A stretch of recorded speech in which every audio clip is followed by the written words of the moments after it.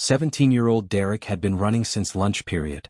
Not physically running but escaping, which was just as real when you were getting shoved into lockers and called names every single day.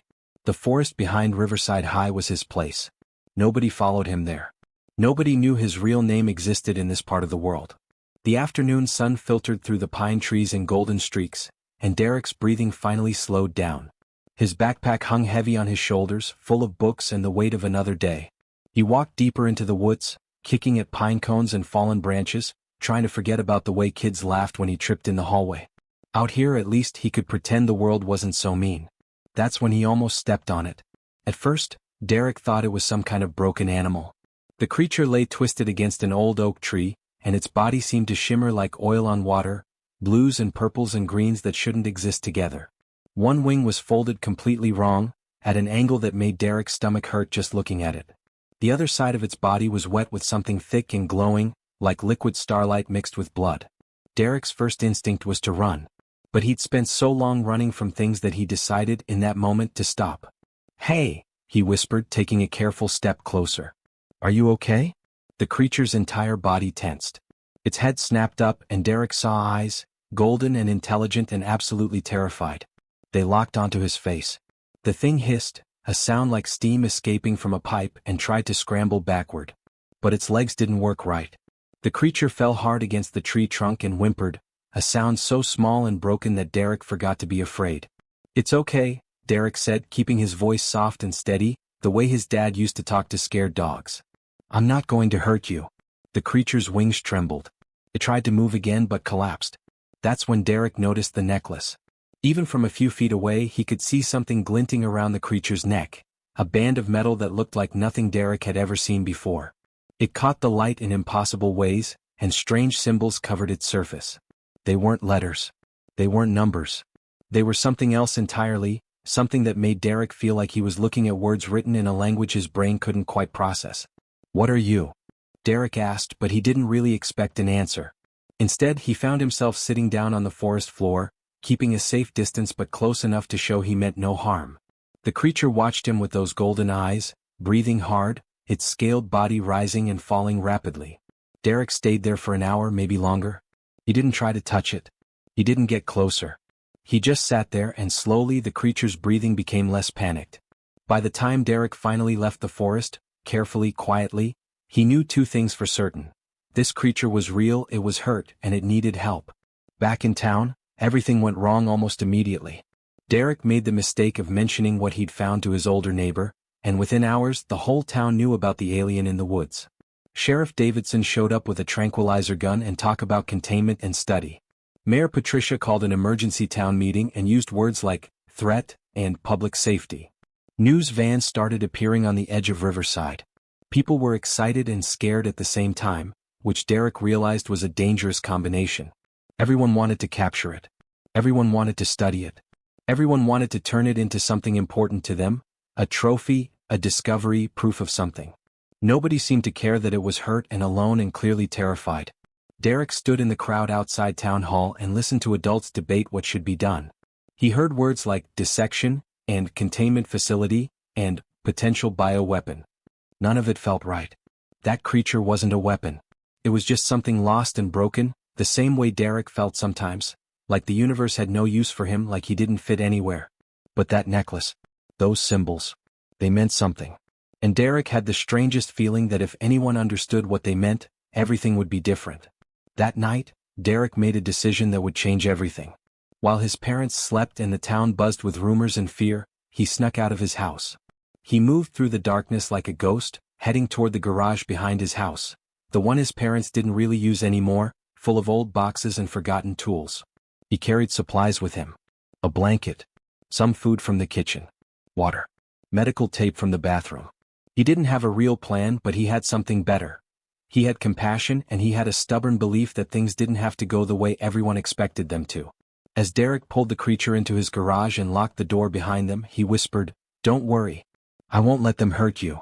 The creature's golden eyes watched him, confused but hopeful, as if it couldn't quite believe that one human boy would choose kindness over fear. Derek barely slept for 3 days straight. He'd rigged up an old camping lamp in the garage corner where the creature could rest, and he spent every waking moment hunched over his laptop, phone in one hand, notebook in the other. His eyes burned. His neck ached. His fingers felt like they belonged to someone else, they moved so automatically across the keyboard.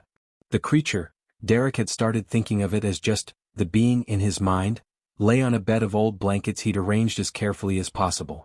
Its breathing had stabilized by the second day, and the blue liquid that had been leaking from its side had stopped.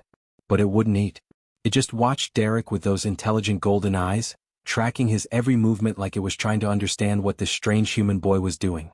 The necklace was the key to everything. Derek knew that much. Those symbols had to mean something.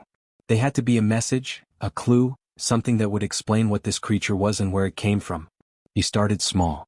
He took dozens of photos from different angles, zooming in on each individual symbol. His phone's camera wasn't professional quality, but it was good enough. He uploaded the images to his computer and began the real work. He tried comparing them to every language he could think of: Egyptian hieroglyphics, Chinese characters, Sanskrit, even binary code. Nothing matched. Nothing even came close. On the first day, Derek's best friend Riley texted him asking where he'd been at school. Derek made up an excuse about being sick. Riley didn't believe him, Derek could tell from the response, but at least Riley didn't push it. On the second day, Derek's older brother caught him sneaking food from the kitchen at midnight and demanded to know what was going on. Derek panicked and told Riley that he was fasting for some online challenge. Riley laughed and called him crazy, but that bought Derek some time. By the third day, Derek's parents were starting to notice something was wrong. His mom asked why he looked so tired. His dad commented that he seemed distracted at dinner. Derek pushed food around his plate and kept mumbling one-word answers, hoping they'd just think he was being a typical teenager and leave him alone. Mostly it worked. Adults didn't pay as much attention as you'd think. But the research was going nowhere. Derek had filled 3 pages of his notebook with dead ends. He'd tried every online translation tool he could find. He'd spent hours on forums dedicated to ancient languages and cryptography. Nothing worked. The symbols just sat there on his screen, beautiful and mysterious and completely useless without a key to decode them. On the 4th night, Derek was ready to give up. He was sitting on his bedroom floor at 1:47 a.m., his eyes crossing from staring at the screen for too long, when he decided to try one more thing. A wild idea. A long shot.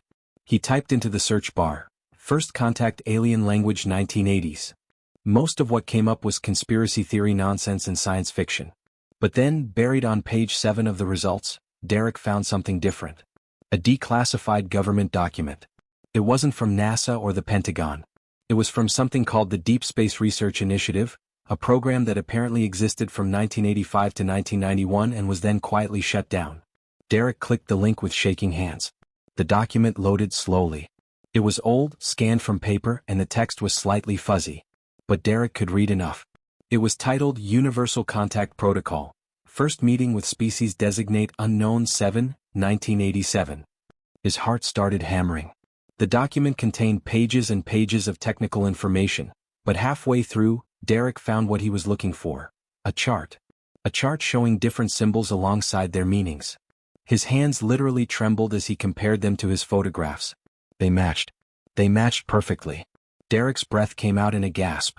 He practically fell off his chair, then scrambled back up. He read the translation guide 3 times, just to make sure he wasn't imagining things. The symbols on the necklace corresponded to specific sounds and meanings. Derek traced through them carefully, writing down each translation in his notebook. The first symbol meant help. The second meant, I need. The third was species or people. The fourth meant lost or gone. Derek's eyes went to the next set of symbols and he translated them to home, destroyed, searching, alone. When he finished the complete translation, Derek had to sit down. His legs didn't want to hold him up anymore. The necklace read, help me. Species unknown. Home is lost. I am alone. It was a distress signal. It was a message in a bottle, thrown out into space by someone.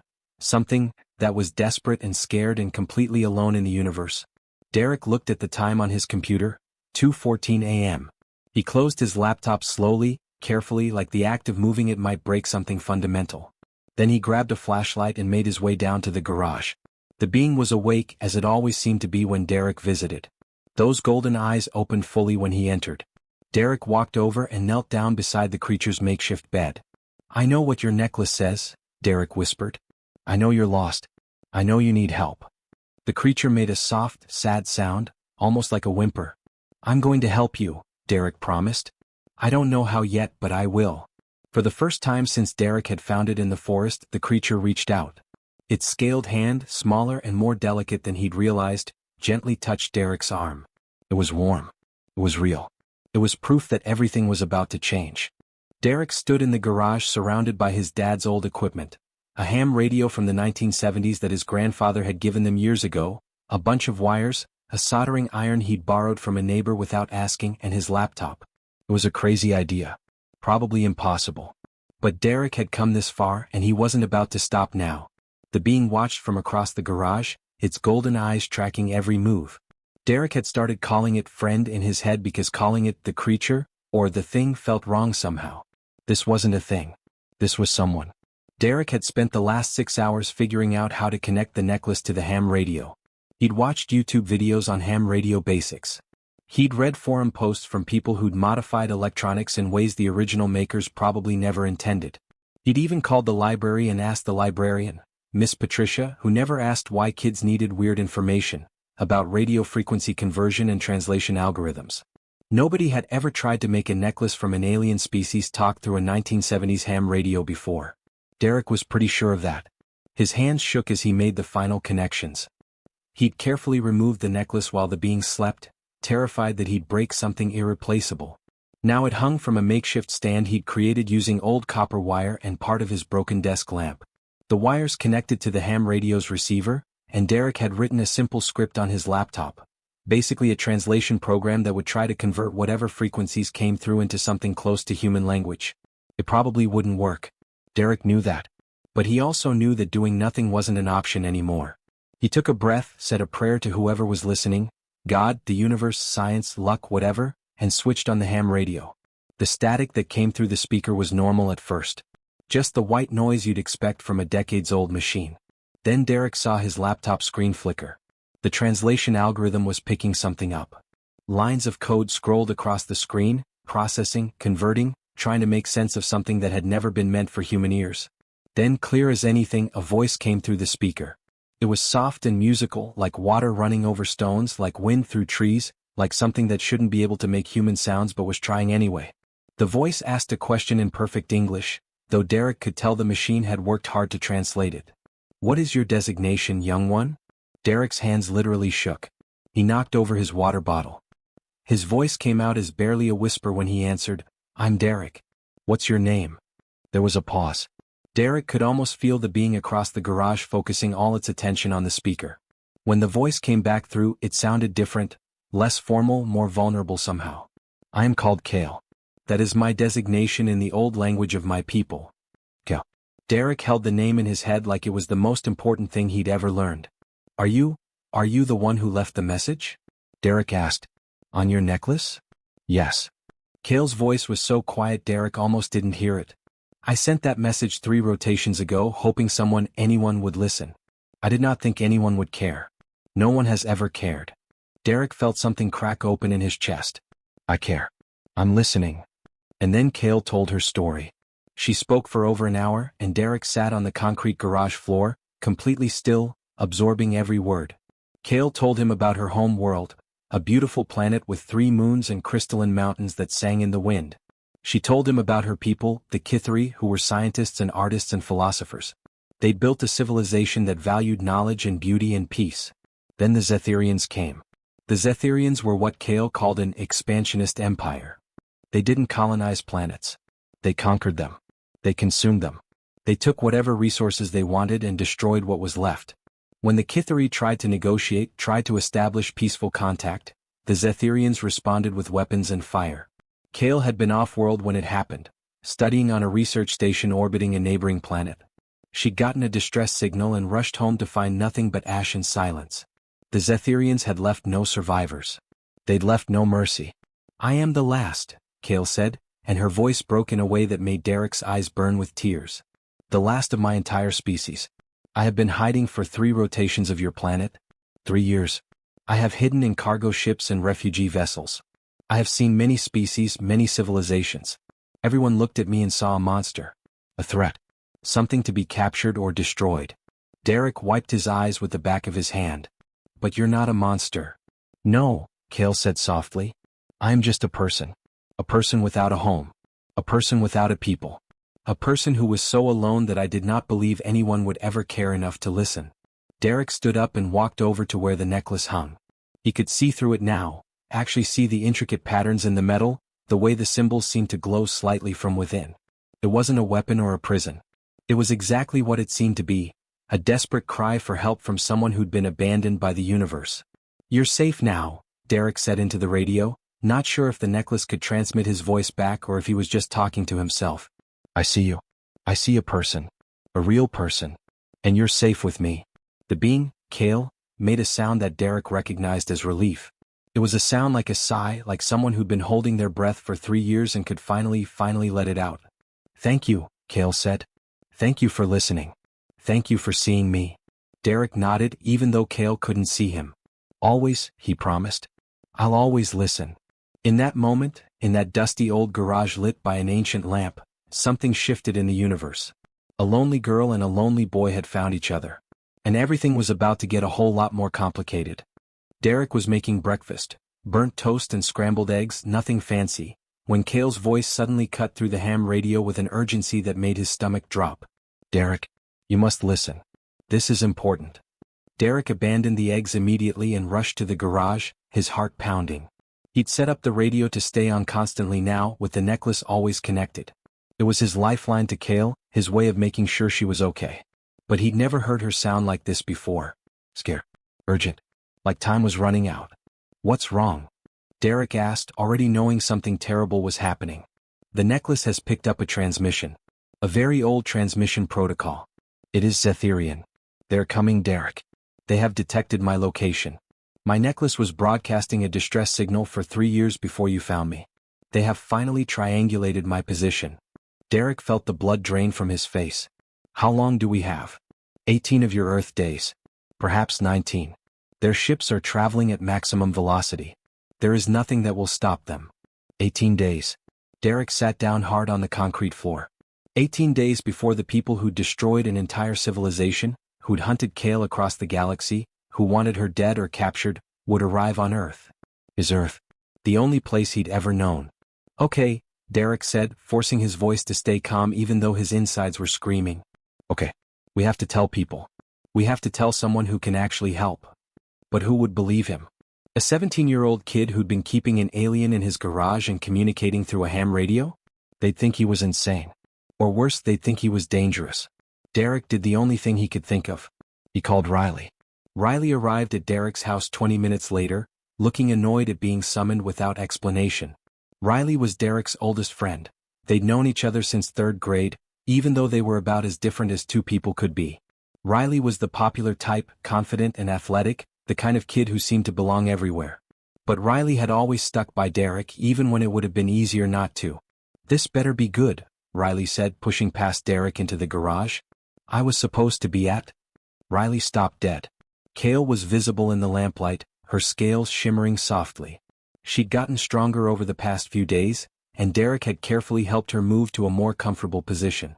Now she was propped up on her elbows, watching Riley with those intelligent golden eyes. Riley's mouth opened, then closed, then opened again without any sound coming out. This is Cale, Derek said quietly. She's a refugee. And the people hunting her are coming here in 18 days. It took Riley a solid minute to process what Derek was saying. Then Riley started asking questions, rapid-fire, intense questions. Where did she come from? What did she want? Was she dangerous? Why hadn't Derek told Riley before? But then Cale spoke. I mean you no harm, Riley, Cale said through the radio speaker, her voice gentle and sad. I only wish to survive. To find peace. Is that so terrible? Riley's skepticism crumbled instantly. Nobody could listen to that voice and think Cale was a threat. We need to tell people, Riley said firmly. Real people. Important people. This isn't just Derek's problem anymore. Next came Derek's older sister, Lucia. Derek had been terrified to tell her. Lucia was in college studying political science and she took everything seriously. But when Derek explained the situation, Lucia didn't laugh. She didn't dismiss him. Instead, she got that look on her face that Derek recognized as her problem-solving expression. You can't just go to the military, Lucia said immediately. They'll treat Kale like a weapon or a lab specimen. You need to frame this differently. You need to make people see her as what she is, a person seeking refuge. Like asylum? Derek asked. Exactly like asylum. Same principle, different situation. Lucia helped them prepare everything. They recorded Kale's voice answering questions. They filmed Derek and Kale together, showing their interaction, proving that they weren't afraid of each other, that there was genuine connection there. They created a presentation explaining who Kale was, where she'd come from and what was happening. 3 days later, Derek found himself standing in the Riverside Town Hall, in front of Mayor Hampton, Sheriff Davidson, the town council, and about 20 other concerned citizens. His hands shook as he clicked through the presentation on the projector. I know this sounds impossible, Derek said, his voice barely steady, but I need you to listen. Really listen. Because in 15 days something is going to arrive on Earth. And we need to decide what kind of people we want to be when it does. He played Kale's voice through the speakers. He showed the video of Kale and him together. He explained her story, the destroyed homeworld, the 3 years of running, the desperate hope that someone somewhere would care enough to help. The beings coming here, Derek continued, the Zetherians, they are warriors. They are conquerors. They destroy civilizations. But we don't have to meet them with weapons. We don't have to be like them. We can do something different. Mayor Hampton interrupted. You're suggesting we what, exactly? Welcome an invading force. I'm suggesting we negotiate, Derek said. I'm suggesting we show them that Earth is different. That we protect the vulnerable. That we choose peace over violence. And I'm suggesting we use Kale as proof of that. This is insane, Sheriff Davidson said, but he didn't sound entirely convinced. It is, Derek agreed. But think about it. What choice do we have? We can't fight a space empire. We can't hide from them. We can only show them what we're capable of. We can show them that humans are capable of compassion, of understanding, of seeing someone different and choosing to help instead of hurt. The room was silent for a long moment. Derek could feel his future hanging in the balance. Then, slowly, one person began to nod. Then another. Then another. We'll need to contact the federal government, Mayor Hampton said finally. We'll need military support for protection. But Derek, maybe you're right. Maybe this is how we do it. Standing outside the town hall later, watching the sun set over Riverside, Derek received a text from Kale through his phone. She'd somehow managed to hack into his mobile connection too. You have given me hope, Derek. For the first time in 3 years I have hope. Derek texted back, we're going to make this work. I promise. 15 days until everything changed. 15 days to prepare. 15 days to convince the world that a scared alien girl was worth saving. Derek took a deep breath and headed home to plan. The sky changed color on day 15. It started as a shimmer like heat waves rising off hot asphalt, but higher up. Then the shimmer became visible shapes. 3 massive ships descended through Earth's atmosphere, their hulls black as obsidian, their edges sharp and predatory. They moved with purpose, with the confidence of a force that had never been stopped. Military alarms wailed across Riverside. Fighter jets scrambled from nearby bases. Governments held emergency meetings. News outlets went crazy with speculation and fear. Social media exploded with panic. Some people prayed. Some people ran. Some people just stood in their yards, staring up at the sky, trying to process that the impossible was actually happening. Derek watched from his bedroom window as military personnel flooded into the town. Tanks rolled down Main Street. Soldiers set up checkpoints. Everything had moved so fast in the past 2 weeks. Meetings with federal officials, military briefings, discussions with scientists and diplomats. Now it was real. It was happening. His phone buzzed. A message from Kale through the radio connection. I am frightened, Derek. But I am grateful you are here. Derek typed back, I'm scared too. But we've got this. He wasn't sure he believed it, but he had to try. By noon, Derek was in the Riverside Town Plaza with Riley, Lucia, and about 300 other people. Mayor Hampton had organized it. The military had reluctantly agreed to it. The news networks were broadcasting it worldwide. They'd created a human shield, not with weapons but with bodies. With presence. With the simple act of showing up and saying, this matters. This person matters. Kale had been carefully transported to the plaza on a specially designed platform. She was still weak from her injuries, but she was standing, or rather reclining on cushions that supported her scaled form, with her necklace translator amplified through speakers that would broadcast to all known frequencies. Derek had helped arrange it all, working with military tech specialists who'd been skeptical at first but had come around when they actually met Kale and heard her story. The 3 Zetherian ships descended lower, their shadows darkening the entire town. Derek's heart hammered in his chest. Weapons systems charged with audible humming sounds. The military personnel around them tensed, hands on weapons, ready for anything. Then Derek stepped forward. He walked across the plaza until he was standing directly beside Kale. Riley grabbed his arm as he passed, squeezing once, a gesture of support and terrified solidarity. Derek took a breath and spoke into the microphone that had been set up for him. "We are humans," he said, his voice shaking but steady. "People of Earth. We have sheltered one of your hunted. We offer refuge. We offer peace. Not because we are weak. Not because we are afraid. We offer peace because we choose to be better than violence. We choose to be better than conquest. We choose to see Kale not as a prize to be won or a problem to be solved, but as a person. A person who deserves to live. A person who deserves to be safe." Behind him, 300 people stood in complete silence, their presence alone a statement louder than any weapon could be. Kale's voice came through next, her musical tones translated perfectly by her necklace. "For 3 years I ran. For 3 years, every species I encountered saw me as a monster. A threat. Something to be destroyed or studied. Then I met Derek. He listened. He understood. For the first time in my life I was seen as alive. As a person. As someone worth saving. This is what humans are capable of. This is what makes them extraordinary. Not their weapons. Not their strength. But their ability to see the suffering in another being and choose compassion instead of fear."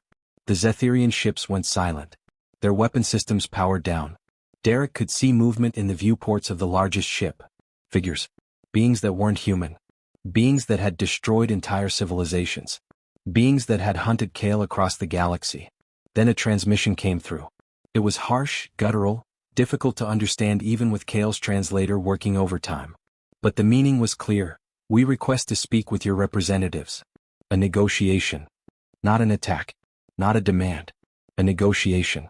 Derek felt Riley's hand grab his shoulder from behind. He squeezed Kale's scaled hand gently. "You ready?" "I am ready," Kale said. "Because you are with me." The military established a neutral zone, a large tent set up in a field just outside Riverside.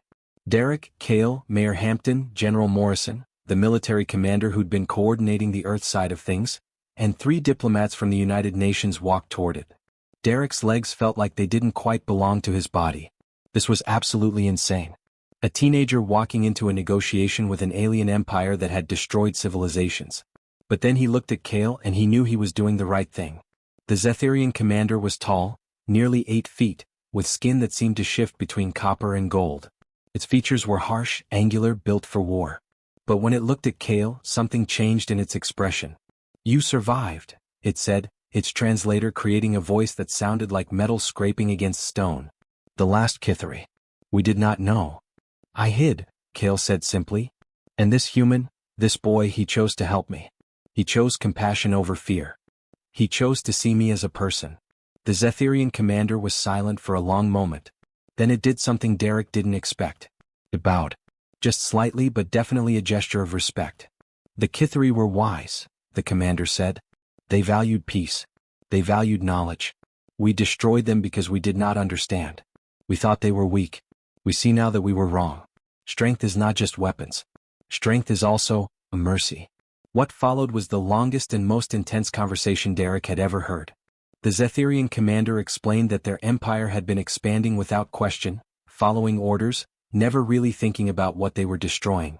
Meeting Kale, meeting a refugee, a real person with a story and pain and hope, had changed something fundamental in how they understood themselves. By the end of the conversation, a deal had been made. Kale would be granted asylum on Earth. She would be protected. The Zetherian Empire would establish diplomatic relations with Earth rather than conquest. And more importantly, they would begin reconsidering their expansion policies. One teenage boy and one scared alien girl had somehow managed to negotiate peace. As the sun set over Riverside that evening, Derek and Kale walked together through the town plaza. Citizens lined the streets watching them pass. Some applauded silently. Some just watched with wonder. Some cried. "What happens now?" Kale asked. Derek smiled. "Now we figure out how to live. You get to stay. You get to exist. You get to build a new home on Earth." And I get to help you do it. Will they always fear me? Kale asked quietly. Some people will, Derek admitted. Some people are always afraid of what's different. But you know what? A lot of people won't. A lot of people will see you the way I see you. They'll see a person. A friend. Someone worth knowing. That night, as Derek sat in his garage listening to Kale breathe peacefully for the first time since he'd found her, he understood something profound. Earth didn't have the strongest weapons in the galaxy. Humans didn't have the most advanced technology or the most powerful military. But they had something that mattered more. They had the ability to see a stranger and choose to help. To look at something different and choose understanding. To face fear and choose compassion anyway. The stars suddenly didn't feel so lonely anymore. Because now Earth had a friend among them. And that friend had reminded the entire galaxy what it meant to be human. The end.